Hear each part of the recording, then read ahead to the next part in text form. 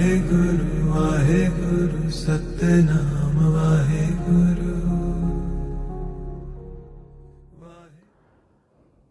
ਅਕਾਲ internet cafe ਦੇ ਮਾਧਿਅਮ ਰਾਹੀਂ ਦੇਸ਼ ਵਿਦੇਸ਼ ਵਿੱਚ ਬੈਠੇ ਸ੍ਰੀ ਦਸ਼ਮੇਸ਼ ਮਾਰਗ ਦੇ ਖੋਜਕਾਰਾਂ ਨੂੰ ਦੇਖ ਰਹੇ ਦਰਸ਼ਕੋ, ਸਾਡੀ ਟੀਮ ਵੱਲੋਂ ਤੁਹਾਨੂੰ ਪਿਆਰ ਭਰੀ ਸਤਿ ਸ੍ਰੀ ਅਕਾਲ। ਅੱਜ ਜਿਹੜੀ ਸਾਡੀ ਟੀਮ ਹੈ ਉਹ ਸਰਦਾਰ ਅੰਗਰੇਜ਼ ਸਿੰਘ ਜੀ ਐਡਵੋਕੇਟ ਸਾਹਿਬ ਉਹਨਾਂ ਦੇ ਕੋਲ ਪਹੁੰਚੀ ਹੈ, ਜਿਹੜੇ ਦਸ਼ਮੇਸ਼ ਮਾਰਗ ਦੇ ਖੋਜਕਾਰ ਨੇ। ਉਹਨਾਂ ਨੇ ਬੜੀ ਡੂੰਘਾਈ ਦੇ ਨਾਲ ਗੁਰੂ ਗੋਬਿੰਦ ਸਿੰਘ ਮਹਾਰਾਜ ਦਾ ਜਿਹੜਾ ਮਾਰਗ ਹੈ ਉਹਨੂੰ ਖੋਜਿਆ ਹੈ। ਅੱਜ ਸਾਡੀ ਟੀਮ ਉਹਨਾਂ ਕੋਲ ਪਹੁੰਚੀ ਹੈ। ਅਸੀਂ ਉਹਨਾਂ ਨੂੰ ਬੇਨਤੀ ਕਰਾਂਗੇ ਕਿ ਸ੍ਰੀ ਗੁਰੂ ਨਾਨਕ ਦੇਵ ਸਾਹਿਬ ਮਹਾਰਾਜ, ਸ੍ਰੀ ਗੁਰੂ ਤੇਗ ਬਹਾਦਰ ਮਹਾਰਾਜ ਸਾਹਿਬ ਕਿਹੜੇ ਰਸਤੇ, ਕਿਹੜੇ ਪਿੰਡਾਂ ਵਿੱਚ ਦੀ ਜਾਂ ਕਿਹੜੇ ਸ਼ਹਿਰ ਉਹਨਾਂ ਦੇ ਰਸਤੇ ਵਿੱਚ ਦੀ ਆਏ ਅਤੇ ਉਹ ਪਟਨਾ ਸਾਹਿਬ ਪਹੁੰਚੇ, ਇਸ ਬਾਰੇ ਅਸੀਂ ਉਹਨਾਂ ਤੋਂ ਜਾਣਕਾਰੀ ਹਾਸਲ ਕਰਾਂਗੇ। ਅਸੀਂ ਸਭ ਤੋਂ ਪਹਿਲਾਂ ਤੁਹਾਨੂੰ ਦਰਸ਼ਕਾਂ ਨੂੰ ਅਤੇ ਸਰਦਾਰ ਅੰਗਰੇਜ਼ ਸਿੰਘ ਜੀ ਹੋਣਾ ਨੂੰ ਵਾਹਿਗੁਰੂ ਜੀ ਕਾ ਖਾਲਸਾ ਵਾਹਿਗੁਰੂ ਜੀ ਕੀ ਫਤਿਹ ਦੀ ਸਾਂਝ ਦੇ ਨਾਲ ਜਿਹੜੀ ਜਾਣਕਾਰੀ ਉਹਨਾਂ ਤੋਂ ਹਾਸਲ ਕਰਾਂਗੇ। ਸਰਦਾਰ ਅੰਗਰੇਜ਼ ਸਿੰਘ ਜੀ ਐਡਵੋਕੇਟ ਸਾਹਿਬ। ਗੁਰੂ ਪਿਆਰੀ ਖਾਲਸਾ ਸਾਧ ਸੰਗਤ ਜੀਓ, ਆਓ ਪਹਿਲਾਂ ਦਸ਼ਮੇਸ਼ ਪਿਤਾ ਦੀ ਬਖਸ਼ੀ ਹੋਈ ਫਤਿਹ ਦੀ ਸਾਂਝ ਕਰੀਏ। ਵਾਹਿਗੁਰੂ ਜੀ ਕਾ ਖਾਲਸਾ ਵਾਹਿਗੁਰੂ ਜੀ ਕੀ ਫਤਿਹ। ਗੁਰੂ ਪਿਆਰੀ ਸਾਧ ਸੰਗਤ ਜੀ, ਜਦੋਂ ਵੀ ਸਿੱਖ ਇਤਿਹਾਸ ਦੀ ਗੱਲ ਹੁੰਦੀ ਹੈ, ਜਦੋਂ ਵੀ ਗੁਰਬਾਣੀ ਦੀ ਗੱਲ ਹੁੰਦੀ ਹੈ, ਜਦੋਂ ਵੀ ਕਿਸੇ ਗੁਰੂ ਸਾਹਿਬਾਨ ਦੇ ਜੀਵਨ ਦੀ ਗੱਲ ਹੁੰਦੀ ਹੈ, ਅਸੀਂ ਗੁਰੂ ਨਾਨਕ ਸੱਚੇ ਪਾਤਸ਼ਾਹ ਦੀ ਗੱਲ ਕਰਨ ਤੋਂ ਪਹਿਲਾਂ ਕੋਈ ਗੱਲ ਕਰ ਨਹੀਂ ਸਕਦੇ। ਹਰ ਸਮੇਂ ਸਾਨੂੰ ਮਾਰਗ ਦਰਸ਼ਨ ਗੁਰੂ ਨਾਨਕ ਸੱਚੇ ਪਾਤਸ਼ਾਹ ਰਾਹੀਂ ਮਿਲਦਾ ਹੈ, ਚਾਹੇ ਉਹ ਬਾਣੀ ਹੋਵੇ, ਚਾਹੇ ਸਿੱਖ ਇਤਿਹਾਸ ਹੋਵੇ, ਚਾਹੇ ਗੁਰੂ ਸਾਹਿਬਾਨਾਂ ਦਾ ਕੋਈ ਜੀਵਨ ਹੋਵੇ। ਗੁਰੂ ਨਾਨਕ ਇੱਕ ਲਿਖਤ ਹੈ, ਇੱਕ ਸ਼ਬਦ ਹੈ, ਅਗਲੇ ਗੁਰੂ ਉਹਨਾਂ ਦਾ ਪ੍ਰੈਕਟੀਕਲ ਰੂਪ ਹੈ। ਸੋ ਅੱਜ ਜਿਸ ਤਰ੍ਹਾਂ ਆਪਾਂ ਪਿਛਲੀ ਵਾਰੀ ਗੱਲ ਕੀਤੀ ਸੀ ਕਿ ਅਸੀਂ ਗੁਰੂ ਨਾਨਕ ਸੱਚੇ ਪਾਤਸ਼ਾਹ ਦੇ ਰਸਤੇ ਨੂੰ ਲੱਭਾਂਗੇ, ਉਹਨਾਂ ਦੇ ਮਗਰ ਮਗਰ ਚੱਲਾਂਗੇ, ਉਹਨਾਂ ਦੇ ਚਰਨਾਂ ਦੇ। ਇਤਿਹਾਸਕ ਖੋਜ ਤੋਂ ਤਕਰੀਬਨ ਸਾਰੇ ਹੀ ਵਿਦਵਾਨ, ਸਾਰੇ ਹੀ ਗ੍ਰੰਥ ਔਰ ਸਾਰੇ ਖੋਜਕਾਰ ਇਸ ਗੱਲ ਨਾਲ ਸਹਿਮਤ ਹਨ ਕਿ ਗੁਰੂ ਨਾਨਕ ਦੇਵ ਜੀ ਮਹਾਰਾਜ ਜਗਤ ਜਲੰਧਰ ਨੂੰ ਤਾਰਨ ਵਾਸਤੇ ਪਹਿਲੀ ਉਦਾਸੀ ਉਹਨਾਂ ਨੇ ਸੁਲਤਾਨਪੁਰ ਤੋਂ ਪੂਰਬ ਵਾਲੇ ਪਾਸੇ ਕੀਤੀ, ਔਰ ਪਹਿਲੀ ਉਦਾਸੀ ਸਮੇਂ ਮੇਰੇ ਸਤਿਗੁਰੂ ਬਨਾਰਸ ਪਹੁੰਚੇ। ਇਹ ਸਾਰੇ ਵਿਦਵਾਨ ਮੰਨਦੇ ਹਨ। ਹੁਣ ਅੱਗੇ ਬਨਾਰਸ ਤੋਂ ਪਟਨੇ ਨੂੰ ਜਾਣ ਵਾਸਤੇ ਜਿਹੜਾ ਸਾਡਾ ਬਿੰਦੂ ਹੈ ਉਹ ਹੈ ਗੁਰੂ ਨਾਨਕ ਸੱਚੇ ਪਾਤਸ਼ਾਹ ਬਨਾਰਸ ਤੋਂ ਪਟਨਾ ਸਾਹਿਬ ਕਿਵੇਂ ਪਹੁੰਚੇ। ਗੁਰੂ ਨਾਨਕ ਦੇਵ ਜੀ ਤਕਰੀਬਨ 1506-7 ਦੇ ਵਿਚਕਾਰ ਬਨਾਰਸ ਪਹੁੰਚਦੇ ਹਨ, ਔਰ ਇਹ ਇੱਥੇ ਕਾਫੀ ਸਮਾਂ ਬਨਾਰਸ ਰਹਿੰਦੇ ਹਨ, ਕਿਉਂਕਿ ਬਨਾਰਸ ਉਸ ਸਮੇਂ ਹਿੰਦੂਆਂ ਦਾ ਵਿੱਦਿਆ ਦਾ ਇੱਕ ਬਹੁਤ ਵੱਡਾ ਕੇਂਦਰ ਸੀ। ਸਾਧ ਸੰਗਤ ਜੀ, ਇੱਕ ਇੱਥੇ ਤੁਹਾਨੂੰ ਹੋਰ ਜਾਣਕਾਰੀ ਦਿੰਦੇ ਜਾਂਦੇ ਅਸੀਂ, ਉਹ ਇਹ ਹੈ ਕਿ ਗੁਰੂ ਨਾਨਕ ਕੇਵਲ ਤੇ ਕੇਵਲ ਸਾਰੀ ਦੁਨੀਆ 'ਚੋਂ ਉਹ ਮਹਾਂਪੁਰਸ਼ ਹਨ ਜਿਹੜੇ ਦੂਸਰੇ ਅਲੱਗ-ਅਲੱਗ ਧਰਮਾਂ ਦੇ ਕੇਂਦਰਾਂ 'ਤੇ ਗਏ ਤੇ ਉਹਨਾਂ ਕੇਂਦਰਾਂ ਤੇ ਜਾ ਕੇ ਉਹਨਾਂ ਲੋਕਾਂ ਨੂੰ ਜੋ ਉਹਨਾਂ ਦੀਆਂ ਗਲਤ ਰਸਮੋ ਰਿਵਾਜ ਸੀ ਉਹਨਾਂ ਤੋਂ ਹਟਾ ਕੇ ਇੱਕ ਅਕਾਲ ਪੁਰਖ ਦੇ ਨਾਲ ਜੋੜਿਆ। ਗੁਰੂ ਨਾਨਕ ਦੇਵ ਜੀ ਕੇਂਦਰਾਂ ਤੇ ਜਾਂਦੇ ਸਨ, ਨਾ ਕਿ ਕਿਸੇ ਇੱਕ ਖਾਸ ਬੰਦੇ ਕੋਲ। ਜਦੋਂ ਅਸੀਂ ਸ਼ੁਰੂ ਕਰਦੇ ਹਾਂ, ਲਾਹੌਰ ਤੋਂ ਸ਼ੁਰੂ ਕਰਦੇ ਹਾਂ, ਲਾਹੌਰ ਜਾਂਦੇ ਨੇ ਗੁਰੂ ਨਾਨਕ ਸੱਚੇ ਪਾਤਸ਼ਾਹ, ਹਰਿਦੁਆਰ ਜਾਂਦੇ ਨੇ, ਸਿੱਧਾਂ ਕੋਲ ਜਾਂਦੇ ਨੇ, ਉਸ ਤੋਂ ਅੱਗੇ ਚੱਲਦੇ ਨੇ ਬਨਾਰਸ ਆਉਂਦੇ ਆ। ਜਾਣੀ ਕਿ ਗੁਰੂ ਨਾਨਕ ਸਾਹਿਬ ਸਮੁੱਚੀ ਜਨਤਾ ਨੂੰ, ਸਮੁੱਚੀ ਲੋਕਾਈ ਨੂੰ ਦੱਸਦੇ ਸਨ ਕਿ ਸਾਡੇ ਧਾਰਮਿਕ ਜਿਹੜੇ ਆਗੂ ਨੇ ਉਹ ਸਾਨੂੰ ਗਲਤ ਰਸਤਿਆਂ 'ਤੇ ਲੈ ਕੇ ਜਾ ਰਹੇ ਨੇ, ਔਰ ਤੁਸੀਂ ਕੇਵਲ ਤੇ ਕੇਵਲ ਅਕਾਲ ਪੁਰਖ ਨਾਲ ਜੁੜੋ। ਜਦੋਂ ਅਸੀਂ ਧਰਾਤਲ ਦੇ ਉੱਤੇ ਗੁਰੂ ਨਾਨਕ ਸੱਚੇ ਪਾਤਸ਼ਾਹ ਦੀਆਂ ਯਾਤਰਾਵਾਂ ਨੂੰ ਦੇਖਦੇ ਹਾਂ ਨਾ, ਤਾਂ ਅਲੱਗ-ਅਲੱਗ ਇਤਿਹਾਸਕਾਰਾਂ ਦੇ ਅਲੱਗ-ਅਲੱਗ ਵਿਚਾਰ ਨੇ, ਪਰ ਇਸ ਗੱਲ ਦੇ ਨਾਲ ਸਾਰੇ ਸਹਿਮਤ ਨੇ ਕਿ ਗੁਰੂ ਨਾਨਕ ਦੇਵ ਜੀ ਨੇ ਤਕਰੀਬਨ 52-53 ਹਜ਼ਾਰ ਕਿਲੋਮੀਟਰ ਦਾ ਸਫ਼ਰ ਪੈਦਲ ਕੀਤਾ 35 ਸਾਲਾਂ ਵਿੱਚ, ਔਰ ਉਹਨਾਂ 35 ਸਾਲਾਂ ਦੇ ਪੈਦਲ ਸਫ਼ਰ ਦੇ ਵਿੱਚ ਉਹ ਤਕਰੀਬਨ ਅੱਜ ਦੇ ਜੋ ਸਾਡੇ ਨਕਸ਼ੇ ਆ ਉਹਦੇ ਮੁਤਾਬਕ 25 ਦੇਸ਼ਾਂ ਦੇ ਵਿੱਚ ਗਏ। ਇਹ ਗੁਰੂ ਨਾਨਕ ਸਾਹਿਬ ਦੀ ਵਿਲੱਖਣਤਾ ਹੈ। ਗੁਰੂ ਨਾਨਕ ਸੱਚੇ ਪਾਤਸ਼ਾਹ ਬਨਾਰਸ ਪਹੁੰਚਦੇ ਹਨ ਪਹਿਲੀ ਉਦਾਸੀ ਸਮੇਂ, ਪੂਰਬ ਨੂੰ ਚੱਲਦੇ ਹੋਏ ਬਨਾਰਸ ਕੁਝ ਟਾਈਮ ਰਹਿ ਕੇ ਫਿਰ ਉਸ ਤੋਂ ਅੱਗੇ ਪਟਨੇ ਨੂੰ ਜਾਂਦੇ ਹਨ, ਪਟਨੇ ਤੋਂ ਫਿਰ ਢਾਕੇ ਨੂੰ ਜਾਂਦੇ ਹਨ, ਢਾਕੇ ਤੋਂ ਅਸਾਮ ਨੂੰ ਜਾਂਦੇ ਹਨ, ਅਸਾਮ ਤੋਂ ਫਿਰ ਬੰਗਾਲ ਨੂੰ ਹੋ ਕੇ ਵਾਪਸ ਜਗਨਨਾਥਪੁਰੀ ਜਾਂਦੇ ਹਨ, ਰਾਮੇਸ਼ਵਰ ਤੱਕ ਜਾਂਦੇ ਹਨ। ਇਹ ਗੁਰੂ ਨਾਨਕ ਸੱਚੇ ਪਾਤਸ਼ਾਹ ਦੀ ਲੰਬੀ ਯਾਤਰਾ ਹੈ। ਆਪਣਾ ਜੋ ਵਿਸ਼ਾ ਹੈ, ਆਪਣਾ ਵਿਸ਼ਾ ਹੈ ਬਨਾਰਸ ਤੋਂ ਪਟਨਾ ਪਹੁੰਚਣਾ। ਹੁਣ ਗੁਰੂ ਨਾਨਕ ਸੱਚੇ ਪਾਤਸ਼ਾਹ ਬਨਾਰਸ ਤੋਂ ਪਟਨੇ ਪਹੁੰਚੇ, ਕਿਵੇਂ ਪਹੁੰਚੇ? ਬਨਾਰਸ ਤੋਂ ਉਸ ਸਮੇਂ ਪਟਨੇ ਨੂੰ ਦੋ ਪੁਰਾਣੇ ਰਸਤੇ ਸੀ। ਇੱਕ ਤਾਂ ਸੀ ਬਨਾਰਸ ਤੋਂ ਜਿਹੜਾ ਹੈ ਰਸਤਾ ਜਾਂਦਾ ਸੀ ਚੰਦੌਲੀ ਹੋ ਕੇ, ਮੋਹਣੀਆਂ ਹੋ ਕੇ, ਔਰ ਉਸ ਤੋਂ ਬਾਅਦ ਗੰਗਾ ਦੇ ਉੱਤਰੀ ਕਿਨਾਰੇ ਦੇ ਨਾਲ ਨਾਲ ਹੁੰਦਾ ਹੋਇਆ ਉਹ ਛਪਰੇ ਪਹੁੰਚਦਾ ਸੀ। ਛਪਰੇ ਤੋਂ ਬਾਅਦ ਗਾਜ਼ੀਪੁਰ ਪਹੁੰਚਦਾ ਸੀ, ਗਾਜ਼ੀਪੁਰ ਤੋਂ ਬਾਅਦ ਉਹ ਗੰਗਾ ਲੰਘ ਕੇ ਪਟਨੇ ਪਹੁੰਚਦਾ ਸੀ। ਦੂਸਰਾ ਰਸਤਾ ਜਿਹੜਾ ਸੀ ਉਹ ਸੀ ਬਨਾਰਸ ਤੋਂ ਚੰਦੌਲੀ ਹੋ ਕੇ, ਚੰਦੌਲੀ ਤੋਂ ਸਾਸਾਰਾਮ, ਸਾਸਾਰਾਮ ਤੋਂ ਗਇਆ, ਗਇਆ ਤੋਂ ਜਹਾਨਾਬਾਦ, ਜਹਾਨਾਬਾਦ ਤੋਂ ਪਟਨਾ। ਪਰ ਗੁਰੂ ਨਾਨਕ ਸੱਚੇ ਪਾਤਸ਼ਾਹ ਕਿਹੜੇ ਰਸਤੇ ਗਏ? ਗੁਰੂ ਨਾਨਕ ਸੱਚੇ ਪਾਤਸ਼ਾਹ ਨੇ ਦੋਹਾਂ ਰਸਤਿਆਂ 'ਤੇ ਨਹੀਂ ਗਏ ਜੋ ਅਸੀਂ ਧਰਾਤਲ 'ਤੇ ਖੋਜ ਕੀਤੀ। ਹੁਣ ਜ਼ਿਆਦਾ ਸਮਝਣ ਵਾਸਤੇ ਅਸੀਂ ਇਹ ਦੇਖਾਂਗੇ ਕਿ ਗੁਰੂ ਨਾਨਕ ਸਾਹਿਬ ਨੇ ਪਹਿਲਾਂ ਤਾਂ ਬਨਾਰਸ ਵਿੱਚ ਕੀ ਕੀਤਾ।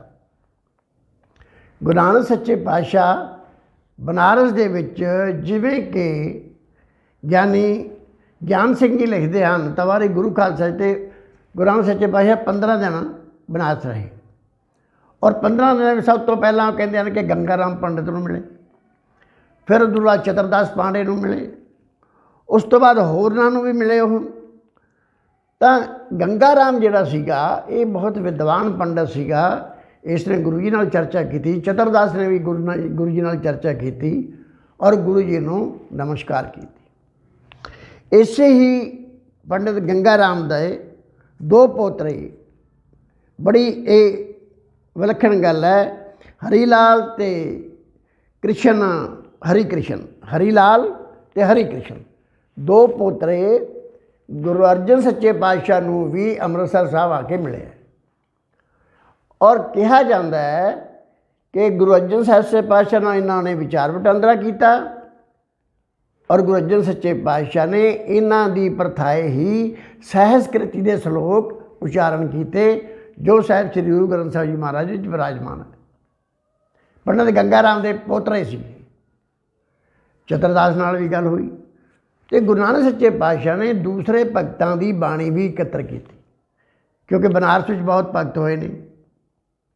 ਜਿਸ ਤਰ੍ਹਾਂ ਆਪਾਂ ਇਹ ਲੈ ਲਈਏ, ਨਾਮਦੇਵ ਜੀ ਦੀ ਗੱਲ ਆਉਂਦੀ ਹੈ, ਭਗਤ ਰਵਿਦਾਸ ਦੀ ਗੱਲ ਆਉਂਦੀ ਹੈ, ਤਰਲੋਚਨ ਜੀ ਹੈ, ਰਾਮਾਨੰਦ ਜੀ ਹੈ, ਪਰਮਾਨੰਦ ਜੀ ਹੈ, ਪਰਥਰਾਮ ਜੀ ਹੈ। ਇਹ ਜਿਹੜੇ ਸਾਰੇ ਭਗਤ ਸੀ ਜੋ ਜਿਉਂਦੇ ਸੀ ਗੁਰੂ ਨਾਨਕ ਸੱਚੇ ਪਾਤਸ਼ਾਹ ਉਹਨਾਂ ਨੂੰ ਮਿਲੇ, ਜੋ ਸੰਸਾਰ 'ਤੇ ਨਹੀਂ ਸੀ ਉਹਨਾਂ ਦੀ ਬਾਣੀ ਉਹਨਾਂ ਦੇ ਵਾਰਸਾਂ ਤੋਂ ਪ੍ਰਾਪਤ ਕੀਤੀ। ਉਸ ਤੋਂ ਬਾਅਦ ਫਿਰ ਗੁਰੂ ਨਾਨਕ ਸੱਚੇ ਪਾਤਸ਼ਾਹ ਚਾਹੁੰਦੇ ਸੀ ਕਬੀਰ ਦਾਸ ਨੂੰ ਮਿਲਣਾ, ਕਿਉਂਕਿ ਭਗਤ ਕਬੀਰ ਨੂੰ ਮਿਲਣਾ ਗੁਰੂ ਨਾਨਕ ਸਾਹਿਬ ਦਾ ਨਿਸ਼ਾਨਾ ਸੀ। ਗੁਰੂ ਨਾਨਕ ਦੇਵ ਜੀ ਨੂੰ ਉਹਨਾਂ ਦੇ ਚੇਲੇ ਧਰਮਦਾਸ ਤੋਂ ਪਤਾ ਲੱਗਿਆ ਕਿ ਭਗਤ ਕਬੀਰ ਜੀ ਇੱਥੇ ਹੈ ਨਹੀਂ, ਤਾਂ ਭਗਤ ਕਬੀਰ ਜੀ ਜਿਹੜੇ ਨੇ ਉਹ ਰਘੁਨਾਥਪੁਰੇ ਗਏ ਹੋਏ ਨੇ ਆਪਣੇ ਇੱਕ ਸੇਵਕ ਬਿਜਲੀ ਖਾਨ ਨੂੰ ਮਿਲਣ ਵਾਸਤੇ, ਕਿਉਂਕਿ ਗੁਰੂ ਨਾਨਕ ਸੱਚੇ ਪਾਤਸ਼ਾਹ ਕਬੀਰ ਸਾਹਿਬ ਦੀ ਬਾਣੀ ਨੂੰ ਲੈਣਾ ਚਾਹੁੰਦੇ ਸੀ। ਇਸ ਕਰਕੇ ਗੁਰੂ ਨਾਨਕ ਸੱਚੇ ਪਾਤਸ਼ਾਹ ਬਨਾਰਸ ਤੋਂ ਗੋਰਖਪੁਰ ਬਣੀ ਰਘੁਨਾਥਪੁਰੇ ਨੂੰ ਤੁਰ ਪਏ। ਹੁਣ 15 ਦਿਨ ਗੁਰੂ ਨਾਨਕ ਸਾਹਿਬ ਨੂੰ ਹੋ ਗਏ ਸੀ ਆਇਆ ਨੂੰ ਬਨਾਰਸ, ਅਤੇ ਭਗਤ ਕਬੀਰ ਜੀ ਨੂੰ ਵੀ ਪਤਾ ਲੱਗ ਗਿਆ ਵੀ ਗੁਰੂ ਨਾਨਕ ਸਾਹਿਬ ਆ ਗਿਆ, ਅਤੇ ਭਗਤ ਕਬੀਰ ਜੀ ਉਦੋਂ ਰਘੁਨਾਥਪੁਰੇ ਤੋਂ ਬਨਾਰਸ ਵੱਲ ਚੱਲ ਪਏ। ਦੋਹਾਂ ਮਹਾਂਪੁਰਖਾਂ ਦਾ ਮੇਲ ਰਸਤੇ ਵਿੱਚ ਹੋਇਆ ਪੂਸਾ ਪਿੰਡ ਦੇ ਵਿੱਚ। ਜਿਵੇਂ ਕਿ ਗਿਆਨੀ ਗਿਆਨ ਸਿੰਘ ਜੀ ਦੱਸਦੇ ਆ ਕਿ 10-11 ਅਕਤੂਬਰ 1506 ਈਸਵੀ ਨੂੰ ਦੋਹਾਂ ਮਹਾਂਪੁਰਖਾਂ ਦਾ ਮੇਲ ਹੋਇਆ। ਇੱਕ ਹਫ਼ਤਾ ਦੋਵੇਂ ਮਹਾਂਪੁਰਖ ਪੂਸਾ ਰਹੇ। ਫਿਰ ਗੁਰੂ ਨਾਨਕ ਸੱਚੇ ਪਾਤਸ਼ਾਹ ਵਾਪਸ ਆ ਗਏ ਭਗਤ ਕਬੀਰ ਦੇ ਨਾਲ ਬਨਾਰਸ। ਉੱਥੋਂ ਫਿਰ ਉਹਨਾਂ ਦੀ ਬਾਣੀ ਇਕੱਤਰ ਕੀਤੀ ਅਤੇ ਫਿਰ ਗੁਰੂ ਨਾਨਕ ਸੱਚੇ ਪਾਤਸ਼ਾਹ ਅੱਗੇ ਚੱਲੇ। ਹੁਣ ਆਪਾਂ ਧਰਾਤਲ 'ਤੇ ਗੱਲ ਕਰਦੇ ਹਾਂ ਕਿ ਗੁਰੂ ਨਾਨਕ ਸੱਚੇ ਪਾਤਸ਼ਾਹ ਕਿਹੜੇ ਰਸਤੇ 'ਤੇ ਹੋ ਕੇ ਪਹੁੰਚਦੇ ਨੇ ਪਟਨੇ, ਕਿਉਂਕਿ ਧਰਾਤਲ ਦੇ ਨਕਸ਼ੇ ਦੇ ਰਾਹੀਂ ਜ਼ਿਆਦਾ ਸਮਝ ਆਏਗੀ ਬੋਲਣ ਦੇ ਨਾਲ, ਕਿਉਂਕਿ ਅਸੀਂ ਉਸ ਧਰਾਤਲ 'ਤੇ ਤੁਰੇ ਹਾਂ ਅਤੇ ਧਰਾਤਲ ਦੇ ਛੇਤੀ ਸਮਝ ਆ ਜਾਂਦੀ ਹੈ। ਆਓ ਆਪਾਂ ਨਕਸ਼ਿਆਂ ਦੇ ਵਿੱਚ ਵੇਖਦੇ ਹਾਂ ਕਿ ਗੁਰੂ ਨਾਨਕ ਸੱਚੇ ਪਾਤਸ਼ਾਹ ਕਿਹੜੇ ਰਸਤਿਆਂ ਤੋਂ ਹੋ ਕੇ ਗਏ ਨੇ। ਜਿਵੇਂ ਭਾਈ ਸਾਹਿਬ ਨੇ ਸਾਨੂੰ ਹੁਕਮ ਕੀਤਾ ਵੀ ਸਾਨੂੰ ਦੱਸੋ ਕਿਹੜੇ ਪਿੰਡਾਂ ਵਿੱਚ ਦੀ ਗਏ, ਕਿਹੜੇ ਰਸਤਿਆਂ 'ਚ ਗਏ। ਅਸੀਂ ਭਾਈ ਸਾਹਿਬ ਹੋਣਾ ਦੀ ਅਤੇ ਸੰਗਤ ਦੀ ਇਹ ਸਾਰੀ ਦ੍ਰਿਸ਼ਟੀ ਵਿੱਚ ਲਿਆਉਣੇ ਆ ਕਿ ਗੁਰੂ ਜੀ ਕਿਹੜੇ ਰਸਤਿਆਂ ਵਿੱਚ ਦੀ ਹੋ ਕੇ ਗਏ। ਆਓ ਪਹਿਲਾਂ ਨਿਗਾਹ ਮਾਰਦੇ ਹਾਂ ਉੱਤਰ ਪ੍ਰਦੇਸ਼ ਦੇ ਨਕਸ਼ੇ, ਉਸ ਤੋਂ ਬਾਅਦ ਬਿਹਾਰ ਦੇ ਨਕਸ਼ੇ। ਆਓ ਆਪਾਂ ਇਹਨਾਂ ਨੂੰ ਦੇਖਦੇ ਹਾਂ। ਜੇ ਅਸੀਂ ਨਕਸ਼ੇ 'ਤੇ ਦੇਖੀਏ, ਇਹ ਉੱਤਰ ਪ੍ਰਦੇਸ਼ ਦਾ ਨਕਸ਼ਾ ਹੈ। ਉੱਤਰ ਪ੍ਰਦੇਸ਼ ਦੇ ਨਕਸ਼ੇ 'ਤੇ ਤ੍ਰਿਵੇਣੀ ਇੱਕ ਖਾਸ ਜਗ੍ਹਾ ਹੈ। ਤ੍ਰਿਵੇਣੀ ਉਹ ਜਗ੍ਹਾ ਹੈ ਇਲਾਹਾਬਾਦ ਦੇ ਅੰਦਰ ਜਿਸ ਜਗ੍ਹਾ ਦੇ ਉੱਤੇ ਗੰਗਾ, ਜਮਨਾ ਅਤੇ ਸਰਸਵਤੀ। ਗੰਗਾ ਜਮਨਾ ਇਸ ਪਾਸਿਓਂ ਆਉਂਦੀ ਹੈ, ਗੰਗਾ ਉੱਪਰੋਂ ਆਉਂਦੀ ਹੈ, ਸਰਸਵਤੀ ਥੱਲੇ ਆਉਂਦੀ ਹੈ। ਇਹ ਤਿੰਨੇ ਹੀ ਜਗ੍ਹਾ ਨਦੀਆਂ ਨੇ ਇੱਥੇ ਮਿਲਦੀਆਂ ਨੇ। ਇਹਨੂੰ ਅਸੀਂ ਤ੍ਰਿਵੇਣੀ ਪੁਰਾਣੇ ਸਮੇਂ ਤੋਂ ਕਿਹਾ ਜਾਂਦਾ ਸੀ। ਹਿੰਦੂਆਂ ਦਾ ਬਹੁਤ ਵੱਡਾ ਤੀਰਥ ਸੀ। ਇੱਥੇ ਗੁਰੂ ਨਾਨਕ ਸੱਚੇ ਪਾਤਸ਼ਾਹ ਵੀ ਗਏ ਹੈ, ਗੁਰੂ ਤੇਗ ਬਹਾਦਰ ਸੱਚੇ ਪਾਤਸ਼ਾਹ ਵੀ ਗਏ ਹੈ, ਅਤੇ ਜਦੋਂ ਪਟਨੇ ਤੋਂ ਪੰਜਾਬ ਨੂੰ ਆਏ ਆ ਬਾਲਾ ਪ੍ਰੀਤਮ, ਉਹ ਵੀ ਇਲਾਹਾਬਾਦ ਆ ਕੇ ਰੁਕੇ ਹੈ। ਉਹ ਆਪਾਂ ਵਿਚਾਰ ਫਿਰ ਕਰਾਂਗੇ। ਗੁਰੂ ਨਾਨਕ ਸੱਚੇ ਪਾਤਸ਼ਾਹ ਮਿਰਜ਼ਾਪੁਰ ਹੋ ਕੇ, ਮਿਰਜ਼ਾਪੁਰ ਗੁਰੂ ਨਾਨਕ ਸੱਚੇ ਪਾਤਸ਼ਾਹ ਵੀ ਗਏ ਹੈ, ਗੁਰੂ ਤੇਗ ਬਹਾਦਰ ਸੱਚੇ ਪਾਤਸ਼ਾਹ ਵੀ ਗਏ ਹੈ, ਅਤੇ ਬਾਲਾ ਪ੍ਰੀਤਮ ਵੀ ਗਏ ਹੈ। ਵਾਪਸ ਆਉਂਦਿਆਂ ਹੋਇਆਂ ਇੱਥੋਂ ਫਿਰ ਸਤਿਗੁਰੂ ਬਨਾਰਸ ਪਹੁੰਚਦੇ ਆ। ਬਨਾਰਸ ਜਿਹੜੀ ਜਗ੍ਹਾ ਹੈ, ਜਿਸ ਤਰ੍ਹਾਂ ਅਸੀਂ ਪਹਿਲਾਂ ਗੱਲ ਕਰ ਚੁੱਕੇ ਹਾਂ ਕਿ ਇਹ ਹਿੰਦੂਆਂ ਦਾ ਬਹੁਤ ਵੱਡਾ ਵਿੱਦਿਆ ਦਾ ਕੇਂਦਰ ਰਿਹਾ ਹੈ। ਭਾਈ ਗੁਰਦਾਸ ਜੀ ਨੇ ਵੀ ਬਨਾਰਸ ਤੋਂ ਪੜ੍ਹਿਆ ਸੀ। ਔਰ ਉਸ ਤੋਂ ਅੱਗੇ ਜਦੋਂ ਗੁਰੂ ਨਾਨਕ ਦੇਵ ਜੀ ਮਹਾਰਾਜ ਕਬੀਰ ਸਾਹਿਬ ਨੂੰ ਮਿਲਣ ਜਾਂਦੇ ਆ, ਤਾਂ ਕਬੀਰ ਸਾਹਿਬ ਉਦੋਂ ਕਿੱਥੇ ਹੁੰਦੇ ਆ? ਕਬੀਰ ਸਾਹਿਬ ਉਦੋਂ ਜਿਹੜੇ ਆ ਗੋਰਖਪੁਰ ਦੇ ਵਿੱਚ ਰਘੁਨਾਥਪੁਰੇ ਹੁੰਦੇ ਆ। ਦੇਖੋ ਬਨਾਰਸ ਤੋਂ ਚੱਲ ਕੇ ਸਤਿਗੁਰੂ ਇੱਧਰ ਨੂੰ ਰਘੁਨਾਥਪੁਰੇ ਨੂੰ ਆਉਂਦੇ ਆ। ਰਘੁਨਾਥਪੁਰੇ ਤੋਂ ਚੌਰਸਤੇ ਦੇ ਵਿੱਚ ਜਗ੍ਹਾ ਦੇ ਉੱਤੇ, ਕਿਸੇ ਜਗ੍ਹਾ ਦੇ ਉੱਤੇ, ਇਸ ਜਗ੍ਹਾ ਦੇ ਉੱਤੇ ਇਹਦਾ ਪੂਸਾ ਨਾਮ ਦਾ ਪਿੰਡ ਹੈ। ਪੂਸਾ ਨਾਮ ਦਾ ਪਿੰਡ ਜਿਹੜਾ ਹੈ ਉਹ ਅੱਜ ਜਿਹੜਾ ਹੈਗਾ ਖਲੀਲਾਬਾਦ ਪਹਿਲਾ ਨਾਂ ਸੀ, ਅਤੇ ਅੱਜ ਉਹਦਾ ਨਾਂ ਹੈਗਾ ਸੰਤ ਕਬੀਰ ਨਗਰ। ਸੰਤ ਕਬੀਰ ਨਗਰ ਜ਼ਿਲ੍ਹੇ ਵਿੱਚ ਪੂਸਾ ਨਗਰ ਆ ਗਿਆ। ਜਿਵੇਂ ਹੁਣ ਵੱਧਦੀ ਆਬਾਦੀ ਦੇ ਨਾਲ ਸ਼ਹਿਰਾਂ ਦੇ ਵਿੱਚ ਪਿੰਡ ਆ ਰਹੇ ਆ ਨਾ, ਉਵੇਂ ਪੂਸਾ ਜਿਹੜਾ ਹੈ ਇਹ ਵੀ ਸੰਤ ਕਬੀਰ ਨਗਰ ਦੇ ਵਿੱਚ ਆ ਗਿਆ। ਔਰ ਗੁਰੂ ਨਾਨਕ ਸੱਚੇ ਪਾਤਸ਼ਾਹ ਉਹਨੂੰ ਪੂਸਾ ਮਿਲਦੇ ਨੇ ਭਗਤ ਕਬੀਰ ਜੀ ਨੂੰ, ਅਤੇ ਪੂਸਾ ਤੋਂ ਫਿਰ ਅਸੀਂ ਗੁਰੂ ਨਾਨਕ ਸੱਚੇ ਪਾਤਸ਼ਾਹ ਵਾਪਸ ਬਨਾਰਸ ਆ ਜਾਂਦੇ। ਬਾਣੀ ਇੱਥੋਂ ਇਕੱਠੀ ਕਰਦੇ ਆ। ਫਿਰ ਅੱਗੇ ਗੁਰੂ ਨਾਨਕ ਸੱਚੇ ਪਾਤਸ਼ਾਹ ਉਹ ਜਾਂਦੇ ਨੇ ਜੀ ਚੰਦੌਲੀ ਨੂੰ।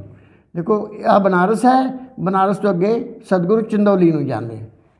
ਚੰਦੌਲੀ ਨੂੰ ਜਿਹੜਾ ਪੁਰਾਣਾ ਰਸਤਾ ਸੀ, ਚੰਦੌਲੀ ਤੋਂ ਹੋ ਕੇ ਜਾਮਨੀਆਂ, ਜਾਮਨੀਆਂ ਤੋਂ ਹੋ ਕੇ ਗਾਜ਼ੀਪੁਰ, ਔਰ ਗਾਜ਼ੀਪੁਰ ਤੋਂ ਹੋ ਕੇ ਆ ਮੁਹੰਮਦਾਬਾਦ, ਮੁਹੰਮਦਾਬਾਦ ਤੋਂ ਹੋ ਕੇ ਅੱਗੇ ਇਹ ਬਲੀਆ, ਬਲੀਆ ਤੋਂ ਅੱਗੇ ਛਪਰਾ, ਛਪਰੇ ਤੋਂ ਅੱਗੇ ਫਿਰ ਜਿਹੜਾ ਹਾਜੀਪੁਰ ਪਹੁੰਚੇ ਸੀ। ਲੇਕਿਨ ਗੁਰੂ ਨਾਨਕ ਸੱਚੇ ਪਾਤਸ਼ਾਹ ਚੰਦੌਲੀ ਤੋਂ ਅੱਗੇ ਮੋਹਣੀਆਂ ਗਏ, ਮੋਹਣੀਆਂ ਤੋਂ ਅੱਗੇ ਫਿਰ ਸਾਸਾਰਾਮ ਗਏ। ਹੁਣ ਸਾਸਾਰਾਮ ਜਿਹੜਾ ਹੈ, ਮੋਹਣੀਆਂ ਔਰ ਸਾਸਾਰਾਮ ਦੇ ਵਿਚਕਾਰ ਇੱਕ ਨਦੀ ਹੈ, ਉਹ ਹੈ ਕਰਮਨਾਸ਼ਾ ਨਦੀ। ਜਿਹੜੀ ਕਿ ਸਰਹੱਦ ਨੂੰ ਬਣਾਉਂਦੀ ਹੈ यूपी ਦੀ ਸਰਹੱਦ ਨੂੰ ਤੇ ਬਿਹਾਰ ਦੀ ਸਰਹੱਦ ਨੂੰ, ਕਰਮਨਾਸ਼ਾ ਨਦੀ। ਇਸ ਨਦੀ ਨੂੰ ਗੁਰੂ ਤੇਗ ਬਹਾਦਰ ਸਾਹਿਬ ਨੇ ਵੀ ਕ੍ਰੋਸ ਕੀਤਾ ਸੀ, ਪਾਰ ਕੀਤਾ ਸੀ, ਔਰ ਇਸ ਨਦੀ ਦਾ ਨਾਮ ਬਦਲ ਕੇ ਕੁਕਰਮਨਾਸ਼ਾ ਨਦੀ ਰੱਖਿਆ ਸੀ, ਕਿਉਂਕਿ ਇਹ ਜਿਹੜੀ ਕਰਮਨਾਸ਼ਾ ਨਦੀ ਹੈ ਇਹਦੇ ਵਿੱਚ ਕੋਈ ਇਸ਼ਨਾਨ ਨਹੀਂ ਸੀ ਕਰਦਾ। ਉਹਨਾਂ ਹਿੰਦੂਆਂ ਦੀ ਰਵਾਇਤ ਸੀ ਵੀ ਇਹ ਅਪਵਿੱਤਰ ਨਗਰੀ ਹੈ, ਇਹ ਅਪਵਿੱਤਰ ਨਦੀ ਹੈ, ਤੇ ਜਿਹੜਾ ਵੀ ਕੋਈ ਇੱਥੇ ਇਸ਼ਨਾਨ ਕਰਦਾ ਹੈ ਉਹਦੇ 'ਤੇ ਪਾਪਾਂ ਦਾ ਭਾਰ ਚੜ੍ਹ ਜਾਂਦਾ ਹੈ, ਤਾਂ ਉਹ ਕਰਮ ਸਾਰੇ ਉਹਦੇ ਨਾਸ਼ ਹੋ ਜਾਂਦੇ ਆ। ਪਰ ਗੁਰੂ ਤੇਗ ਬਹਾਦਰ ਸੱਚੇ ਪਾਤਸ਼ਾਹ ਨੇ ਇਸ਼ਨਾਨ ਕਰਕੇ ਦੱਸਿਆ, ਨਹੀਂ ਭਾਈ ਇੱਥੇ ਕਰਮ ਨਾਸ਼ ਨਹੀਂ ਹੁੰਦੇ, ਇੱਥੇ ਕੁਕਰਮ ਨਾਸ਼ ਹੁੰਦੇ ਆ। ਔਰ ਗੁਰੂ ਨਾਨਕ ਸੱਚੇ ਪਾਤਸ਼ਾਹ ਇੱਥੋਂ ਅੱਗੇ ਸਾਸਾਰਾਮ ਪਹੁੰਚਦੇ ਆ। ਗੁਰੂ ਤੇਗ ਬਹਾਦਰ ਸੱਚੇ ਪਾਤਸ਼ਾਹ ਵੀ ਸਾਸਾਰਾਮ ਗਏ ਨੇ। ਸਾਸਾਰਾਮ ਤੋਂ ਫਿਰ ਅੱਗੇ ਮੇਰੇ ਗੁਰੂ ਨਾਨਕ ਸੱਚੇ ਪਾਤਸ਼ਾਹ ਅੱਗੇ ਚੱਲਦੇ ਨੇ। ਅੱਗੇ ਚੱਲ ਕੇ ਗੁਰੂ ਨਾਨਕ ਸੱਚੇ ਪਾਤਸ਼ਾਹ ਸਾਸਾਰਾਮ ਪਹੁੰਚਦੇ ਨੇ, ਅਤੇ ਸਾਸਾਰਾਮ ਤੋਂ ਫਿਰ ਉਹ ਅੱਗੇ ਗਇਆ ਨੂੰ ਪਹੁੰਚਦੇ ਨੇ। ਜੋ ਬੋਧ ਗਇਆ ਪਹਿਲਾਂ ਆਉਂਦਾ ਹੈ, ਬੋਧ ਗਇਆ ਇੱਥੇ ਆਉਂਦਾ ਹੈ, ਬੋਧ ਗਇਆ ਤੋਂ ਅੱਗੇ ਫਿਰ ਗਇਆ ਆਉਂਦਾ। ਬੋਧ ਗਇਆ ਉਹ ਸਥਾਨ ਹੈ ਜਿੱਥੇ ਮਹਾਤਮਾ ਬੁੱਧ ਨੂੰ ਜਿਸ ਪਿੱਪਲ ਹੇਠਾਂ ਗਿਆਨ ਹੋਇਆ ਸੀ, ਉਹ ਜਿਹੜਾ ਪਿੱਪਲ ਹੈ ਉਹ ਬੋਧ ਗਇਆ ਵਿੱਚ।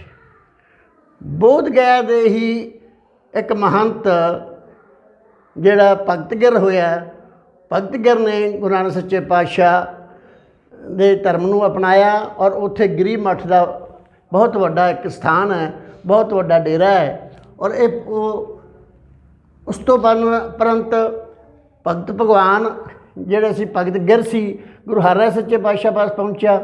ਗੁਰੂ ਹਰਿਰਾਏ ਸੱਚੇ ਪਾਤਸ਼ਾਹ ਪਾਸੋਂ ਉਹਨਾਂ ਨੇ ਵਰਦਾਨ ਲੈ ਕੇ ਗੁਰੂ ਹਰਿਰਾਏ ਸੱਚੇ ਪਾਤਸ਼ਾਹ ਨੇ ਉਹਨਾਂ ਨੂੰ ਭਗਤ ਭਗਵਾਨ ਦਾ ਨਾਮ ਦਿੱਤਾ। ਅਤੇ ਭਗਤ ਭਗਵਾਨ ਨੇ ਫਿਰ ਆ ਕੇ ਬਿਹਾਰ ਦੇ ਵਿੱਚ ਗੁਰੂ ਨਾਨਕ ਸੱਚੇ ਪਾਤਸ਼ਾਹ ਦੀਆਂ ਜਗ੍ਹਾ ਲੱਭੀਆਂ, ਜਿੱਥੇ ਜਿੱਥੇ ਗੁਰੂ ਨਾਨਕ ਸੱਚਾ ਪਾਤਸ਼ਾਹ ਗਏ ਸੀ, ਔਰ ਉੱਥੇ ਉੱਥੇ ਉਹਨਾਂ ਨੇ ਡੇਰੇ ਬਣਾਏ। 360 ਡੇਰੇ ਉਦਾਸੀਆਂ ਦੇ ਉਹ ਗੁਰੂ ਨਾਨਕ ਸੱਚੇ ਪਾਤਸ਼ਾਹ ਦੇ ਬਣੇ ਹੋਏ ਹਨ ਬਿਹਾਰ ਦੇ ਅੰਦਰ, ਜਿਹੜੇ ਕਿ ਭਗਤ ਭਗਵਾਨ ਨੇ ਬਣਾਏ।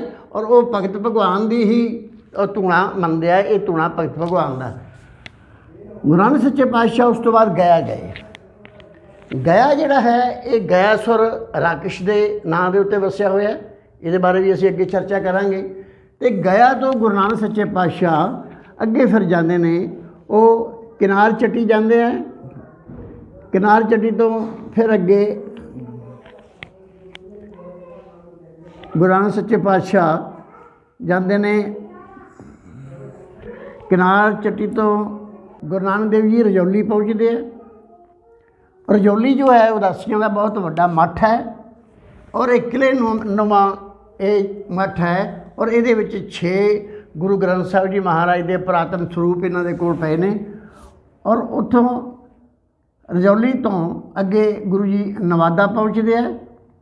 ਨਵਾਦਾ ਤੋਂ ਫਿਰ ਗੁਰੂ ਜੀ ਅੱਗੇ ਜਾਂਦੇ ਹੋਏ ਰਾਜਗੀਰ ਪਹੁੰਚਦੇ ਆ। ਰਾਜਗੀਰ ਜਿਹੜੀ ਇੱਕੋ ਜਗ੍ਹਾ ਹੈ ਜਿੱਥੇ ਕਿ ਪਹਾੜਾਂ ਦੇ ਵਿੱਚ 52 ਚਸ਼ਮੇ ਗਰਮ ਪਾਣੀ ਦੇ ਨਿਕਲਦੇ ਆ। ਰਾਜਗੀਰ ਵਿੱਚ ਗੁਰੂ ਨਾਨਕ ਸੱਚੇ ਪਾਤਸ਼ਾਹ ਰਾਜਗੀਰ ਵੀ ਗਏ, ਔਰ ਉਸ ਜਗ੍ਹਾ ਤੋਂ ਉਹਨਾਂ ਨੇ ਠੰਡੇ ਪਾਣੀ ਦਾ ਚਸ਼ਮਾ ਕੱਢਿਆ।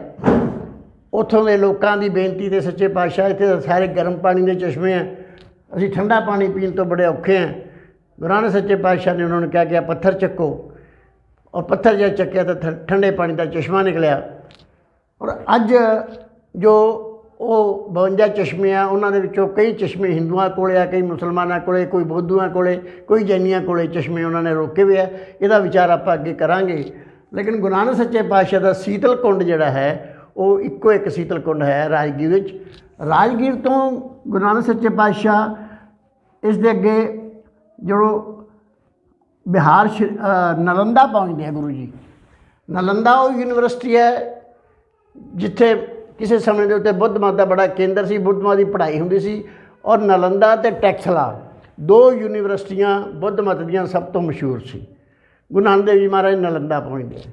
ਨਾਲੰਦਾ ਤੋਂ ਫਿਰ ਅੱਗੇ ਹੋ ਕੇ ਬਿਹਾਰ ਸ਼ਰੀਫ ਪਹੁੰਚਦੇ ਆ। ਬਿਹਾਰ ਸ਼ਰੀਫ ਗੁਰੂ ਨਾਨਕ ਸੱਚੇ ਪਾਤਸ਼ਾਹ ਵੇਲੇ ਬਿਹਾਰ ਬੰਗਾਲ ਦੀ ਰਾਜਧਾਨੀ ਸੀ। ਉਸ ਤੋਂ ਅੱਗੇ ਫਿਰ ਗੁਰੂ ਸਾਹਿਬ ਜੀ ਫਤੂਆ ਹੁੰਦੇ ਹੋਏ ਪਟਨਾ ਪਹੁੰਚਦੇ ਆ। ਅਸੀਂ ਇਹਨਾਂ ਦਾ ਸਟੇਜ ਵਾਈਜ਼ ਵੀ ਦੱਸਾਂਗੇ, ਹਰ ਜਗ੍ਹਾ ਦੇ ਬਾਰੇ ਵਿੱਚ ਵਿਚਾਰ ਕਰਾਂਗੇ। ਪਰ ਇੱਧਰ ਦੀ ਹੋ ਕੇ ਗੁਰੂ ਨਾਨਕ ਦੇਵ ਜੀ ਪਟਨਾ ਪਹੁੰਚਦੇ ਆ। ਔਰ ਪਟਨਾ ਗੁਰੂ ਨਾਨਕ ਦੇਵ ਜੀ ਪਟਨਾ ਸ਼ਹਿਰ ਦੇ ਪੂਰਬ ਵਾਲੇ ਦਰਵਾਜ਼ੇ ਤੋਂ ਪਟਨੇ ਵਿੱਚ ਪ੍ਰਵੇਸ਼ ਕਰਦੇ ਆ ਔਰ ਉੱਥੋਂ ਸਾਰਾ ਸ਼ਹਿਰ ਲੰਘ ਕੇ। ਬੜੀ ਖਾਸ ਗੱਲ ਹੈ ਕਿ 1506-7 ਵਿੱਚ ਪਟਨਾ ਇੱਕ ਉਜੜਿਆ ਹੋਇਆ ਸ਼ਹਿਰ ਸੀ ਔਰ ਪਟਨਾ ਉਜੜਿਆ ਹੋਇਆ ਸ਼ਹਿਰ ਹੋਣ ਕਰਕੇ ਗੁਰੂ ਨਾਨਕ ਸੱਚੇ ਪਾਤਸ਼ਾਹ ਸਾਰਾ ਸ਼ਹਿਰ ਲੰਘ ਕੇ ਭਗਤ ਜੈਤ ਰਾਮ ਦੇ ਪਾਸ ਪਹੁੰਚੇ ਅਤੇ ਭਗਤ ਜੈਤ ਰਾਮ ਦੇ ਕੋਲ ਜਾ ਕੇ ਭਗਤ ਜੈਤ ਰਾਮ ਨੂੰ ਮਿਲ ਕੇ ਉਸ ਤੋਂ ਅੱਗੇ ਫਿਰ ਉਹ ਗੰਗਾ ਨੂੰ ਟੱਪ ਕੇ ਹਾਜੀਪੁਰ ਪਹੁੰਚਦੇ ਆ। ਹੁਣ ਜਦੋਂ ਹਾਜੀਪੁਰ ਪਹੁੰਚਦੇ ਆ ਅਤੇ ਹਾਜੀਪੁਰ ਜਿਹੜਾ ਹੈ ਸਾਲਸਰਾਏ ਉਹਨਾਂ ਨੂੰ ਮਿਲਦਾ ਹੈ। ਸਾਡੇ ਇਤਿਹਾਸ ਦੇ ਵਿੱਚ ਇਹ ਘਟਨਾ ਪਟਨੇ ਦੀ ਦੱਸੀ ਗਈ ਹੈ, ਪਰ ਅਸਲ ਦੇ ਵਿੱਚ ਧਰਾਤਲ 'ਤੇ ਜੋ ਅਸੀਂ ਖੋਜ ਕੀਤੀ ਹੈ ਗੁਰੂ ਨਾਨਕ ਸੱਚੇ ਪਾਤਸ਼ਾਹ ਨੂੰ ਸਾਲਸਰਾਏ ਹਾਜੀਪੁਰ ਮਿਲਿਆ ਹੈ, ਨਾ ਕਿ ਪਟਨਾ, ਕਿਉਂਕਿ ਇਹ ਜੋ ਮਿਹਰਬਾਨ ਜੀ ਦੀ ਜਨਮ ਸਾਖੀ ਹੈ, ਮਿਹਰਬਾਨ ਦੀ ਜਨਮ ਸਾਖੀ ਵਿੱਚ ਗੁਰੂ ਨਾਨਕ ਸੱਚੇ ਪਾਤਸ਼ਾਹ ਦਾ ਹਾਜੀਪੁਰ ਪਟਨਾ ਆਉਣਾ ਲਿਖਿਆ ਹੈ, ਪਟਨਾ ਨਹੀਂ ਲਿਖਿਆ ਕਿਸੇ ਨੇ। ਭਾਈ ਬਾਲੇ ਵਾਲੀ ਜਨਮ ਸਾਖੀ 'ਚ ਬਿਸ਼ੰਬਰਪੁਰ ਲਿਖਿਆ ਹੈ, ਭਾਈ ਮਨੀ ਸਿੰਘ ਵਾਲੀ ਸਾਖੀ 'ਚ ਪਟਨਾ ਲਿਖਿਆ, ਕਿਉਂਕਿ ਭਾਈ ਮਨੀ ਸਿੰਘ ਦੇ ਟਾਈਮ 'ਤੇ ਪਟਨਾ ਵਸ ਚੁੱਕਿਆ ਸੀ, ਪਟਨਾ ਬਹੁਤ ਵੱਡਾ ਸ਼ਹਿਰ ਬਣ ਚੁੱਕਿਆ ਸੀ ਭਾਈ ਮਨੀ ਸਿੰਘ ਜੀ ਵੇਲੇ। ਤਾਂ ਇਹ ਗੁਰੂ ਨਾਨਕ ਸੱਚੇ ਪਾਤਸ਼ਾਹ ਜੀ ਭਗਤ ਜੈਤ ਰਾਮ ਤੋਂ ਹੋ ਕੇ ਹਾਜੀਪੁਰ ਪਹੁੰਚਦੇ ਆ, ਸਾਲਸਰਾਏ ਨੂੰ ਮਿਲਦੇ ਆ ਅਤੇ ਸਾਲਸਰਾਏ ਦੀ ਉੱਥੇ ਸੰਗਤ ਕਾਇਮ ਕਰਦੇ ਆ। ਬੜੇ ਅਫਸੋਸ ਦੀ ਗੱਲ ਹੈ ਕਿ ਜਿਸ ਡੇਰੇ ਦੀ ਜਗ੍ਹਾ 'ਤੇ ਜਾ ਕੇ ਗੁਰੂ ਨਾਨਕ ਸੱਚੇ ਪਾਤਸ਼ਾਹ ਪਹੁੰਚਦੇ ਹਾਜੀਪੁਰ, ਅਸੀਂ ਉਸ ਸਥਾਨ 'ਤੇ ਗਏ ਹਾਂ ਔਰ ਉਸ ਜਗ੍ਹਾ ਦੇ ਮਹੰਤ ਨੂੰ ਮਿਲਿਆ, ਪਰ ਉਹ ਮਹੰਤ ਇਨਕਾਰੀ ਆ, ਉਹ ਕਹਿੰਦਾ ਨਹੀਂ ਜੀ ਇੱਥੇ ਗੁਰੂ ਨਾਨਕ ਸਾਹਿਬ ਨਹੀਂ ਆਏ। ਪਰ ਗੁਰੂ ਨਾਨਕ ਸਾਹਿਬ ਦੀ ਉਹ ਹੀ ਜਗ੍ਹਾ ਹੈ ਹਾਜੀਪੁਰ ਦੇ ਅੰਦਰ, ਜੋ ਅੱਜ ਵੀ ਜੌਹਰੀਆਂ ਦਾ ਮਹੱਲਾ ਹੈ, ਜੌਹਰੀਆਂ ਦਾ ਬਾਜ਼ਾਰ ਹੈ। ਔਰ ਉੱਥੋਂ ਗੁਰੂ ਨਾਨਕ ਪਹੁੰਚੀ ਸੋਨਪੁਰ ਦਾ ਮੇਲਾ ਵੇਖ ਕੇ, ਇਹਦੇ ਨਾਲ ਸੋਨਪੁਰ ਹੈ, ਹਾਜੀਪੁਰ ਦੇ ਨਾਲ ਇੱਕ ਸੋਨਪੁਰ ਹੈ, ਸੋਨਪੁਰ ਦਾ ਮੇਲਾ ਵੇਖ ਕੇ ਗੁਰੂ ਨਾਨਕ ਸੱਚੇ ਪਾਤਸ਼ਾਹ ਫਿਰ ਗੰਗਾ ਦੇ ਉੱਤਰੀ ਕਿਨਾਰੇ ਹੁੰਦੇ ਹੋਏ ਪਾਗਲਪੁਰ ਹੋ ਕੇ, ਉਸ ਤੋਂ ਅੱਗੇ ਜਿਹੜਾ ਰਾਜ ਮਹਿਲ ਹੋ ਕੇ ਫਿਰ ਅੱਗੇ ਉਹ ਟਾਕੇ ਨੂੰ ਪਹੁੰਚਦੇ। ਪਾਗਲਪੁਰ ਦੇ ਕੋਲ ਜਦ ਅਸੀਂ ਜਾਂਦੇ ਹਾਂ, ਪਾਗਲਪੁਰ ਗੰਗਾ ਦੇ ਵਿੱਚ 2-3 ਜਗ੍ਹਾ 'ਤੇ ਗੰਗਾ ਵੰਡੀ ਜਾਂਦੀ ਹੈ। ਪਾਗਲਪੁਰ ਦੇ ਨੇੜੇ ਇਹਦੇ ਵਿੱਚ 3 ਜਜ਼ੀਰੇ ਹੈ। ਆਹ ਜਿਹੜਾ ਹੈ ਨਾ ਪਾਗਲਪੁਰ ਦੇ ਵਿੱਚ 3 ਜਜ਼ੀਰੇ ਹੈ, 2 ਪਾਸੇ ਗੰਗਾ ਹੈ, ਵਿਚਾਲੇ 3 ਪਹਾੜ ਹੈ ਔਰ ਉਹਨਾਂ ਦੇ ਵਿੱਚੋਂ ਇੱਕ ਪਹਾੜ ਗੁਰੂ ਨਾਨਕ ਦੇਵ ਜੀ ਮਹਾਰਾਜ ਦੇ ਨਾਮ 'ਤੇ ਅੱਜ ਵੀ ਪ੍ਰਚਲਿਤ ਹੈ, ਗੁਰੂ ਨਾਨਕ ਸ਼ਾਹ ਕਾ ਪਹਾੜ ਪਾਗਲਪੁਰ 'ਚ ਹੈ। ਪਰ ਅਸੀਂ ਉੱਥੇ ਗੁਰਦੁਆਰਾ ਨਹੀਂ ਬਣਾਇਆ, ਸਿੱਖਾਂ ਦੀ ਅਣਗਹਿਲੀ ਹੈ, ਸਾਨੂੰ ਉਸ ਜਗ੍ਹਾ ਦੀ ਨਿਸ਼ਾਨਦੇਹੀ ਕਰਕੇ ਗੁਰਦੁਆਰਾ ਬਣਾਉਣਾ ਚਾਹੀਦਾ।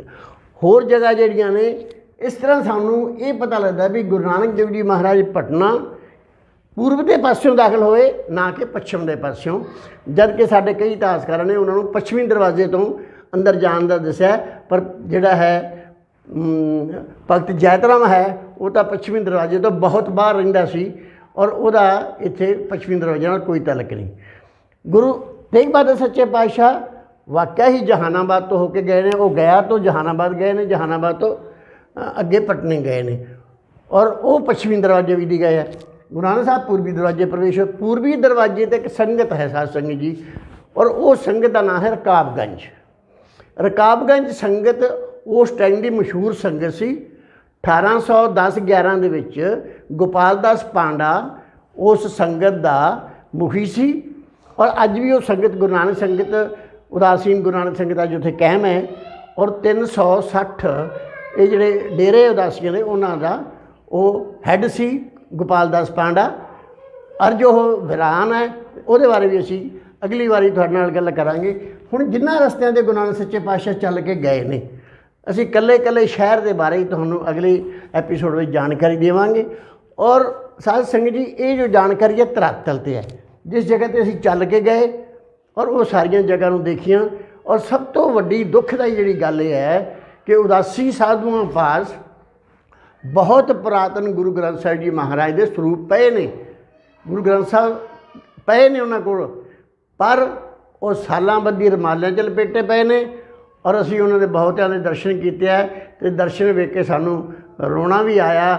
ਅਸੀਂ ਕਈਆਂ ਦੇ ਰਮਾਲੇ ਵੀ ਬਦਲੇ ਗੁਰੂ ਸਾਹਿਬਾਨ ਦੇ, ਔਰ ਲੇਕਿਨ ਸਾਨੂੰ ਇਹ ਨਹੀਂ ਸਮਝ ਆਉਂਦੀ ਵੀ ਸਾਡਾ ਸਿੱਖ ਪੰਥ, ਸਾਡੇ ਸਿੱਖ ਆਗੂ, ਸਾਡੇ ਧਾਰਮਿਕ ਆਗੂ ਕਿਉਂ ਨਹੀਂ ਉਹਨਾਂ ਨੂੰ ਮਿਲਦੇ, ਸੰਤਾਂ ਨੂੰ ਕਿਉਂ ਨਹੀਂ ਉਹਨਾਂ ਉਦਾਸੀਆਂ ਸਾਧਾਂ ਨੂੰ ਮਿਲਦੇ। ਉਹਨਾਂ ਕੋਲੋਂ ਗੁਰੂ ਗ੍ਰੰਥ ਸਾਹਿਬ ਜੀ ਮਹਾਰਾਜ ਦੇ ਸਰੂਪ ਜਿਹੜੇ ਹੈ ਉਹਨਾਂ ਨੂੰ ਸਹੀ ਮਰਿਆਦਾ ਦੱਸਣ। ਅਸੀਂ ਛਪਰੇ ਗਏ ਸੀ, ਛਪਰੇ ਸਾਨੂੰ ਇੱਕ ਸੰਤਾਂ ਨੇ ਦੱਸਿਆ, ਕਹਿੰਦੇ ਜੀ ਅਸੀਂ ਕਰੀਏ ਕੀ, ਸਾਡੇ ਕੋਲ ਗੁਰੂ ਗ੍ਰੰਥ ਸਾਹਿਬ ਹੈ ਪਰ ਅਸੀਂ ਗੁਰਮੁਖੀ ਨਹੀਂ ਜਾਣਦੇ, ਅਸੀਂ ਆਪਦੇ ਸੇਵਕਾਂ ਨੂੰ ਕਿਵੇਂ ਪੜ੍ਹਾਈਏ? ਸਾਡੇ ਕੋਲ ਇੱਥੇ ਅਸੀਂ ਸੰਸਕ੍ਰਿਤ ਦੀ ਵਿੱਦਿਆ ਦਿੰਦੇ ਹਾਂ, ਸਾਡੇ ਕੋਲ ਗੁਰੂ ਗ੍ਰੰਥ ਸਾਹਿਬ ਪੰਜਾਬੀ 'ਚ ਪਿਆ ਹੈ, ਸਾਡੇ ਕੋਲ ਆਪਾਂ ਇਹ ਦੇਖ ਲਓ, ਦਰਸ਼ਨ ਕਰ ਲਓ, ਸਾਨੂੰ ਦਰਸ਼ਨ ਕਰਾਏ ਉਹਨਾਂ ਨੇ। ਪਰ ਉਹ ਕਹਿੰਦੇ ਜੀ ਅਸੀਂ ਪੰਜਾਬੀ ਨਹੀਂ, ਗੁਰਮੁਖੀ ਨਹੀਂ ਜਾਣਦੇ, ਸਹੀ ਕੀ ਕਰੀਏ? ਅਸੀਂ ਪਟਨੇ ਵਾਲਿਆਂ ਨੂੰ ਵੀ ਕਿਹਾ, ਅਸੀਂ ਬਨਾਰਸ ਵਾਲਿਆਂ ਨੂੰ ਵੀ ਕਿਹਾ ਵੀ ਸਾਡੇ ਕੋਲ ਕੋਈ ਗ੍ਰੰਥੀ ਭੇਜੋ।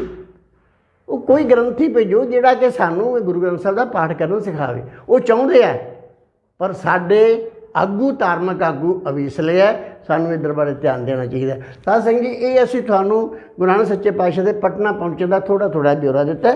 ਅਸੀਂ ਹੁਣ ਸਟੈਪ ਵਾਈਜ਼ ਬਿਊਰਾ ਅਗਲੇ ਐਪੀਸੋਡ 'ਚ ਦੇਵਾਂਗੇ।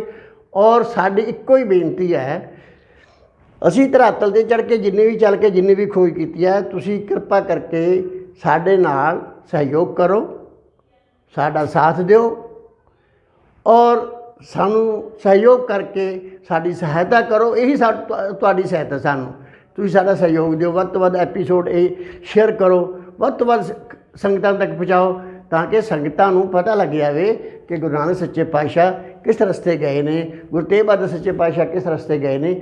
ਹੁਣ ਅਸੀਂ ਉਹਨਾਂ ਦੇ ਆਉਣ ਵਾਲੇ ਐਪੀਸੋਡਾਂ ਵਿੱਚ ਅਸੀਂ ਤੁਹਾਨੂੰ ਇਕੱਲੇ ਸਟੈਪ ਦੀ ਜਾਣਕਾਰੀ ਦੇਵਾਂਗੇ। ਔਰ ਇੰਨੇ ਦੇ ਨਾਲ ਹੀ ਅੱਜ ਅਸੀਂ ਜਿਹੜਾ ਅਕਾਲ ਇੰਟਰਨੈਸ਼ਨਲ ਕੈਫੇ ਟੀਮ ਦਾ ਬਹੁਤ ਧੰਨਵਾਦ ਕਰਦੇ ਹਾਂ ਕਿ ਉਹਨਾਂ ਨੇ ਫਿਰ ਸਾਨੂੰ ਮੌਕਾ ਦਿੱਤਾ ਹੈ ਕਿ ਅਸੀਂ ਸੰਗਤਾਂ ਦੇ ਨਾਲ ਇਹ ਯਾਤਰਾਵਾਂ ਸਾਂਝੀਆਂ ਕਰ ਸਕੀਏ। ਕਿਉਂਕਿ ਜਿੰਨਾ ਚਿਰ ਤੱਕ ਗੁਰੂ ਨਾਨਕ ਸੱਚੇ ਪਾਤਸ਼ਾਹ ਅਤੇ ਗੁਰੂ ਤੇਗ ਬਹਾਦਰ ਸੱਚੇ ਪਾਤਸ਼ਾਹ ਦੀ ਯਾਤਰਾ ਪਟਨਾ ਸਾਹਿਬ ਤੱਕ ਪੂਰੀ ਨਹੀਂ ਹੁੰਦੀ, ਉੱਥੋਂ ਦਾ ਫਿਰ ਦਸ਼ਮੇਸ਼ ਪਿਤਾ ਦੀ ਯਾਤਰਾ ਨੂੰ ਚਲਾਉਣਾ ਬੜਾ ਮੁਸ਼ਕਿਲ ਹੈ। ਸਾਨੂੰ ਇਹ ਜਾਣਕਾਰੀ ਪਹਿਲਾਂ ਹੋਣੀ ਚਾਹੀਦੀ ਹੈ, ਤਾਂ ਕਿ ਫਿਰ ਅੱਗੇ ਸਾਨੂੰ ਦਸ਼ਮੇਸ਼ ਪਿਤਾ ਦੀ ਯਾਤਰਾ ਸਮਝਣ ਦੀ ਬੜੀ ਸੁਖਿਆਈ ਹੋ ਜਾਏਗੀ। ਸੋ ਸਾਧ ਸੰਗਤ ਜੀ, ਸਤਿਗੁਰੂ ਕਿਰਪਾ ਕਰਨ, ਅਸੀਂ ਤੁਹਾਨੂੰ ਦਿਖਾਵਾਂਗੇ ਵੀ ਗੁਰੂ ਗ੍ਰੰਥ ਸਾਹਿਬ ਜੀ ਮਹਾਰਾਜ ਦੇ ਸਰੂਪ ਦਾ ਕੀ ਹਾਲ ਹੈ। ਅਸੀਂ ਤੁਹਾਨੂੰ ਐਸੇ ਐਪੀਸੋਡ ਦੇ ਵਿੱਚ ਦਿਖਾਣੇ ਆ, ਫੋਟੋ ਸਾਡੇ ਕੋਲ ਹੈ ਔਰ ਉਹ ਫੋਟੋ ਵੀ ਅਸੀਂ ਤੁਹਾਨੂੰ ਦਿਖਾਉਣੇ ਆ। ਔਰ ਉਹ ਤਾਂ ਛੱਡੋ, ਉਹਨੂੰ ਦੇਖ ਕੇ ਤੁਹਾਨੂੰ ਪਤਾ ਲੱਗੂਗਾ ਵੀ ਸਾਡੇ ਸਾਧੂਆਂ ਕੋਲ ਜਿਹੜੇ ਗ੍ਰੰਥ ਪਏ ਨੇ ਉਹਨਾਂ ਦਾ ਹਾਲ ਕੀ ਹੈ। ਇਸ ਕਰਕੇ ਕਿਰਪਾ ਕਰੋ, ਵੱਧ ਤੋਂ ਵੱਧ ਇਸ ਨੂੰ ਦੇਖੋ ਅਤੇ ਵੱਧ ਤੋਂ ਵੱਧ ਸ਼ੇਅਰ ਕਰੋ। ਔਰ ਇੰਨੀ ਬੇਨਤੀ ਦੇ ਨਾਲ ਅਸੀਂ ਆਪ ਸਭ ਦੇ ਧੰਨਵਾਦੀ ਹਾਂ ਔਰ ਅੱਗੇ ਇਹਨੂੰ ਆਸ ਕਰਦੇ ਹਾਂ ਕਿ ਆਪ ਜੀ ਦਾ ਸਹਿਯੋਗ ਮਿਲੇਗਾ, ਸਾਨੂੰ ਵੱਧ ਤੋਂ ਵੱਧ ਆਪ ਜੀ ਦੀ ਸਹਾਇਤਾ ਮਿਲੇਗੀ, ਆਪ ਜੀ ਦਾ ਆਸ਼ੀਰਵਾਦ ਮਿਲੇਗਾ, ਤਾਂ ਕਿ ਅਸੀਂ ਆਪਦੇ ਕਾਰਜਾਂ ਨੂੰ ਅੱਗੇ ਨਿਭਾ ਸਕੀਏ। ਇੰਨੀ ਬੇਨਤੀ ਦੇ ਨਾਲ ਦਾਸ ਖਿਮਾ ਦਾ ਜਾਚਕ ਹੈ। ਵਾਹਿਗੁਰੂ ਜੀ ਕਾ ਖਾਲਸਾ, ਵਾਹਿਗੁਰੂ ਵਾਹਿਗੁਰੂ ਸਤਿਨਾਮ ਵਾਹਿਗੁਰੂ।